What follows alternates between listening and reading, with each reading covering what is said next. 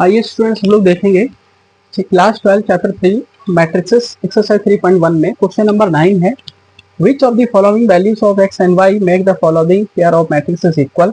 मतलब कह रहे हैं कि एक्स और वाई की वो कौन सी वैल्यू होगी जिससे ये दो मैट्रिक्स इक्वल होंगे। तो यहाँ पे ये चार ऑप्शन दिए गए हैं।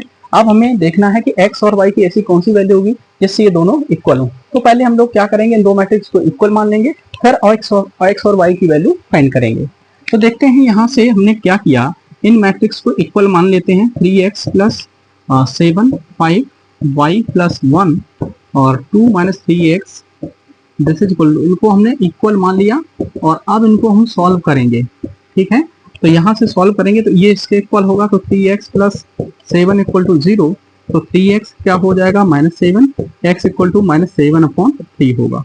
ठीक है स्टूडेंट्स, x की वैल्यू आ गई। अब हम लोग देखेंगे यहाँ से ये इसके इक्वल होगा, तो y माइनस 2 क्या हो जाएगा 0, y इक्वल टू क्या आएगा 2। ठीक है स्टूडेंट्स, तो अब यहाँ से इसको इसके इक्वल करेंगे तो y प्लस 1 इक्वल टू क्या होगा 8, y इक्वल टू आ जाएगा 7।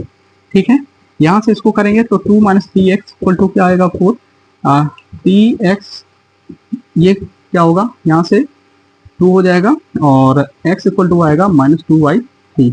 तो यहाँ से देखो x और ये दोनों x अलग अलग हैं और ये y दोनों अलग अलग हैं, जबकि x और y की वैल्यू हमेशा सेम आनी चाहिए, तभी ये दोनों मैट्रिक्स कैसे होंगे इक्वल। तो यहाँ पे ये x और y की वैल्यू ऐसी कोई भी नहीं मिल रही है जिससे कि क्या हो ये दोनों मैट्रिक्स इक्वल हो।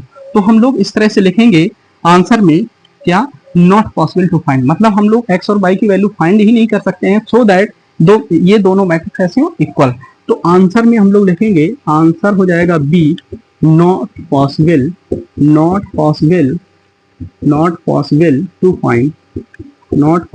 to find। ठीक है स्टूडेंट्स, तो इस तरह से ये हमने ये क्वेश्चन कंप्लीट कर दिया है। ठीक है स्टूडेंट्स, आपको उम्मीद करते हैं समझ में आ गया होगा।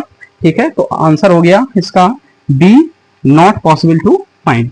B option is correct. Thank you.